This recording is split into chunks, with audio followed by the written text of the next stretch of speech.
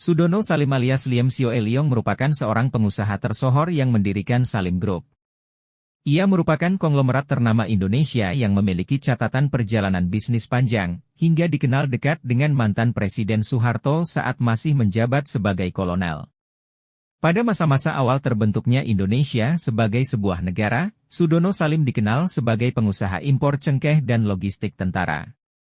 Kini, banyak orang mengetahui bahwa kepemilikan Salim Group meliputi Indofood, Indomobil, Indosemen, Indosiar, BCA, Indomaret, Indomarco, PT Mega, dan masih banyak lainnya. Jaringan bisnisnya yang luas membuat Kolonel Soeharto ingin bekerja sama dengannya. Jalinan perkenalan pun terjadi setelah sepupu Soeharto, Soelardi menjadi perantara pertemuan keduanya. Salim kemudian menjadi penyuplai logistik pasukan Kolonel Soeharto semasa Perang Kemerdekaan, 1945 hingga 1949. Setelah Soeharto meraih kekuasaan di Indonesia pada pertengahan 1960-an dan menjadi presiden, dia didukung oleh kelompok kroni pengusaha, yang terbesar dan terkuat adalah Liem Sioe Liong, tulis Richard Borsuk dan Nancy CHNG dalam Liem Sioe Liong dan Salim Group, 2016, dikutip Minggu, 21 Januari 2024. Keduanya terlibat dalam relasi saling menguntungkan selama 3 dekade. Soeharto melindungi Liem dan memastikan bisnisnya berjalan lancar. Liem lewat kerajaan bisnis Salim Group menyalurkan dana kepada Soeharto, keluarga, dan kroni lainnya. Alhasil, kedua pihak pun berjaya di jalannya masing-masing. Salim sukses terdaftar sebagai orang terkaya di Indonesia, sedangkan Soeharto juga sukses memegang kuasa di tanah air. Namun, kejayaan keduanya tiba-tiba hancur sekejap dalam waktu beberapa hari saja pada Mei 1998. Salim sukses membangun 3 kerajaan bisnis di 3 sektor, antara lain perbankan, Bank Sentral Asia, BCA, bangunan, Indosemen, dan makanan, Bogasari dan Indofood. Namun, itu semua perlahan rontok saat memasuki krisis 1998. BCA menjadi yang terparah. Sejarawan M. Cherry Cleves dalam Sejarah Indonesia Modern, 2009, menyebut, selama masa krisis nasabah menarik dana secara massal dan besar-besaran. Ratusan orang rela antre berjam-jam untuk menguras seluruh tabungannya. Kondisi ini membuat BCA yang tidak lagi dipercaya masyarakat terancam bangkrut. Rangkaian krisis ini mencapai puncak pada Mei 1998. Kedekatan dengan Soeharto rupanya menjadi malapetaka bagi Salim saat itu. Munculnya sentimen anti-Soeharto buntut meluasnya krisis ekonomi ke kemelut politik menjadi pukulan telak bagi Salim. Rakyat yang mengetahui kedekatan keduanya menjadikan Salim sebagai target sasaran. Ini terjadi usai unjuk rasa beralih menjadi kerusuhan rasial pada 13 Mei 1998. Hari itu, Jakarta dan sekitarnya dilanda kerusuhan, penjarahan, dan pembakaran terhadap rumah, bangunan pertokoan dan banyak kendaraan. Kompas, 14 Mei 1998. Aksi ini dilakukan oleh massa yang sudah terprovokasi.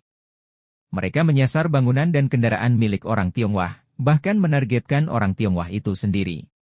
Gemma Purdi dalam Kekerasan Anti-Tionghoa di Indonesia 1996 hingga 1999, 2013, menjelaskan munculnya sentimen rasial terhadap Tionghoa disebabkan karena ada stereotip bahwa mereka patut dibenci hanya karena kaya raya dan dekat dengan penguasa Soeharto. Dan tokoh sentral yang melekat dengan deskripsi itu adalah Sudono Salim. Perusahaan para cukong dan keluarga Soeharto merupakan sasaran utama pembakaran dan penjarahan. Bank Sentral Asia milik Liem Sioe Liong merupakan objek serangan utama, tulis Rick Cleves. Richard Borsuk dan Nancy CHNG dalam Liem Sioe Liong dan Salim Group, 2016, mengungkapkan meski dijadikan target amukan massa, Sudono Salim, istri, dan beberapa anaknya sedang berada di Amerika Serikat menemani Salim yang bakal operasi mata. Di Jakarta, hanya ada Antoni Salim yang bekerja di Wisma Indosemen, Jalan Sudirman. Antoni kala itu sampai tidak berani pulang ke rumah bapaknya di kawasan Roxy. Sebab, kerusuhan massa juga menyasar permukiman warga Tionghoa. Dikhawatirkan, jika Salim berdiam diri di rumahnya, dia bisa terbunuh. Prediksi itu kemudian benar terjadi.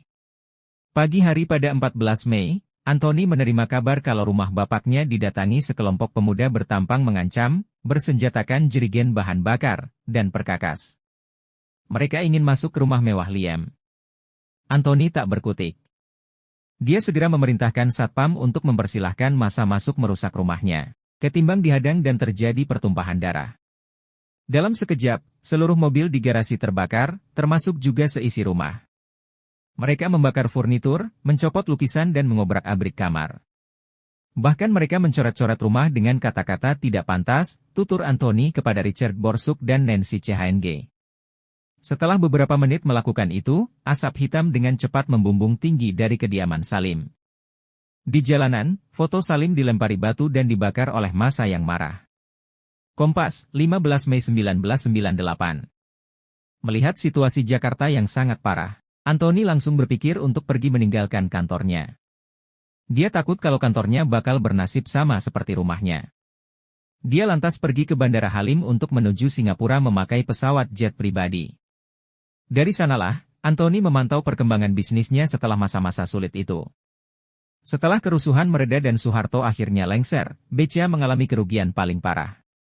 Tercatat ada 122 cabang rusak yang terdiri dari 17 kantor terbakar habis, 26 cabang dirusak dan dijarah, dan 75 cabang rusak tetapi tidak dijarah.